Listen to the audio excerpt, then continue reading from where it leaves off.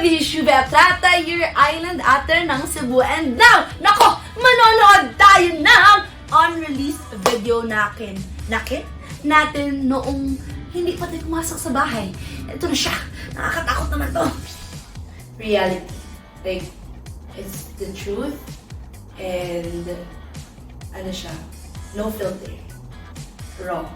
Unfiltered. Yes, it was true! PBB is indeed unfiltered po. Talagang napakita natin doon ang ating totoong pagkatao talaga po. So, medyo nahirapan ako pero it's good na before po ako pumasok, yun na din po yung in-expect ko. And totoo po ang balita. Mahirap pala talaga po sa loob. It's raw, unfiltered, and authenticity is very important. Yun po yung namnaman ko. And I'm happy. I'm out. Charis lang. I always get na unfiltered ako. And that I also know I'm very genuine. And siguro third is loud. Hindi, loud na hindi mo chika, Day. Ang loud ko kasi, Day, yung voice ko talaga. It's like my normal voice is shout. Diba? Ngayon nag-react na. Ayan na siya. Ayun na, lumalabas na. Lumalabas na siya. Hindi, lumalabas siya. Hindi ko alam. Palaging yung normal voice ko para siyang shouting voice.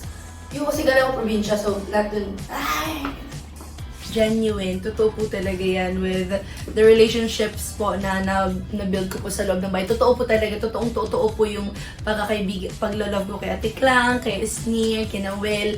Lahat po yun ay tinato ko po sila ng totoo po talaga. And then, yung una din, unfiltered, yun na nga po. Kaya po siguro nahirapan ako dahil medyo tatresa nga ako as a person. So, baka yun po yung naging dahilan na medyo hindi po ako kaagad na intindihan ng mga housemates. Pero I'm glad na right now, sa oras na to, alam ko pong mahal po namin talaga ang isa't isa sa bahay. Tanggap na po nila kung sino ako. And lastly, yung loud. Maganda yung loud sa bahay kasi po nakakalungkot talaga dun sa loob ng bahay. So sometimes it's your personality that shines and would help other housemates to better their day or like to improve their day. The strength of strength ko siguro, I'm very genuine as a person. Like, kung kausap mo ako for the first time, my intentions for you is to really get to know you. Like, hindi ako yung, di ba, parang hindi ako yung ipa-plastic ka. Like, I'm really genuine with my feelings. If I wanna get to know you, then I will get to know you. And I feel like it's the same way na naging weakness ko din siya. Because I get too close to people.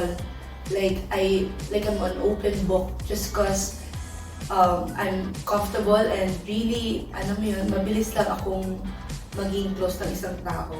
Mabilis lang akong makipagkaibigan. Kasi nga, I'm genuine. So, nagiging weakness ko din siya kasi di ko alam yung mga tao pala na genuine ako, sila pala hindi sila para same sa akin. So, parang ginagamit nila against me yung mga nasasabi ko. So, feel like that's my weakness din, yung pagiging genuine. Yes! Sa strength ni Shuvi, totoo po talaga yan. Sobrang totoo ko po talaga na tao. And masaya po ako na napakita ko po siya sa loob ng bahay. And same goes with the weakness. I'm really genuine and sometimes people take advantage of that. Kasi nga po ayaw talaga natin sa plastic. Kaya na minsan hindi talaga natin nakikita kung sino ba talaga yung plastic. Sana lahat nagpakatotoo. Pero for us, I'm just happy na I get to be real inside the house po. And yun na nga po, totoo talaga yung strength. Pero nabago na po. I feel like right now I'm a better individual because of one is family is everything. Like, no matter what I do, I always prioritize my family over myself as a breadwinner. And siguro that everything happens for a reason. Like, in a world where I'm in a generation kasi na like overthinking a lot. So, parang with like the mental health, something is so rampant these days na people get to overly worried with like earthly things, worldly things. So I just feel like I need to know that everything is already written by God and that whatever happens to me, it's already written, and God has plans for me. So I just, etc. Whatever will be, will be. Yun naman po, with the values, ever since lumaki po talaga akong family is everything.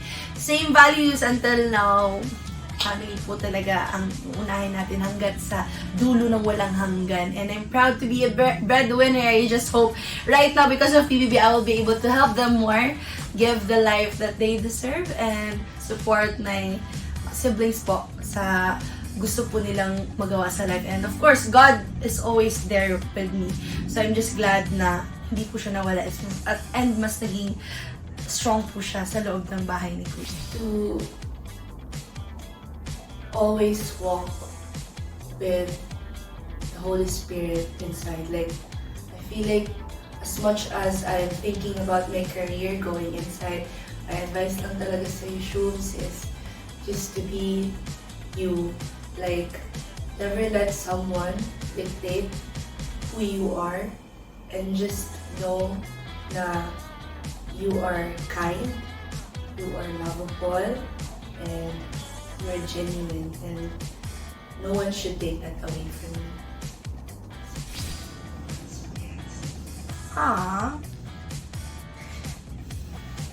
I hope I get to inspire a lot of people po. I really don't know how much love I'm gonna get, but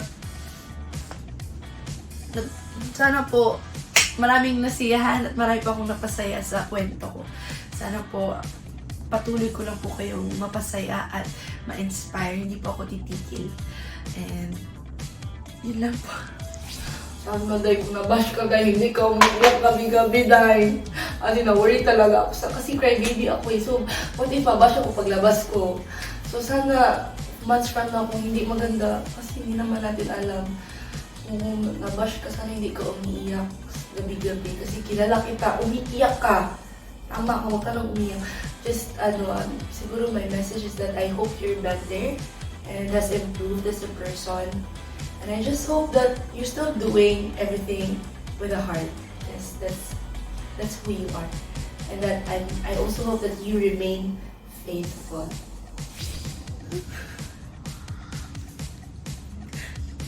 Come on.